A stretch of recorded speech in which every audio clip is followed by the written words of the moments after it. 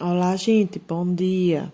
Vejam só, hoje nós teremos uma correção breve da nossa atividade anterior, tá?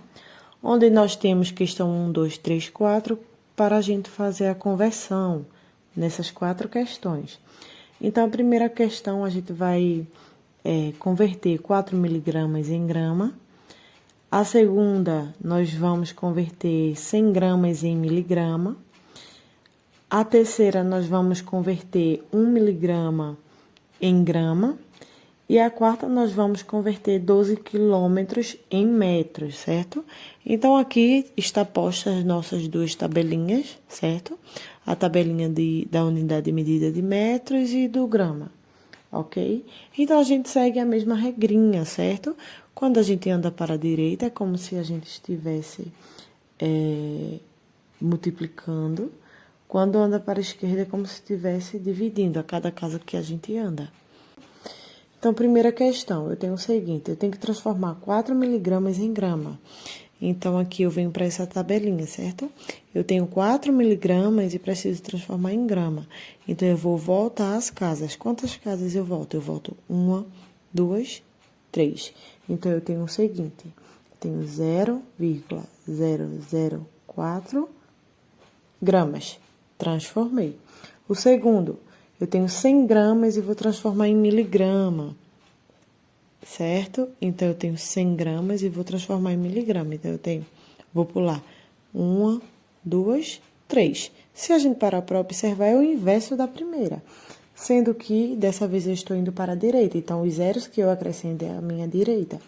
Então, eu já tenho 100, né? Eu vou acrescentar mais 3 zeros. 1, 2, 3. Miligramas. Desculpa, gente, eu tava gravando e não pegou aqui o passo a passo, tá? Mas eu vou explicar direitinho. Vejam só, o primeiro eu tinha que transformar 4 miligramas em grama. Então, eu estava aqui e tinha que vir para cá. Então, eu andei voltando 3 casas, por isso eu acrescentei os 3 zeros antes do número 4. Aqui eu tinha que transformar 100 gramas em miligramas. Então, eu estou no grama e vou para o miligrama. Só que dessa vez eu vou indo, eu vou para a minha direita.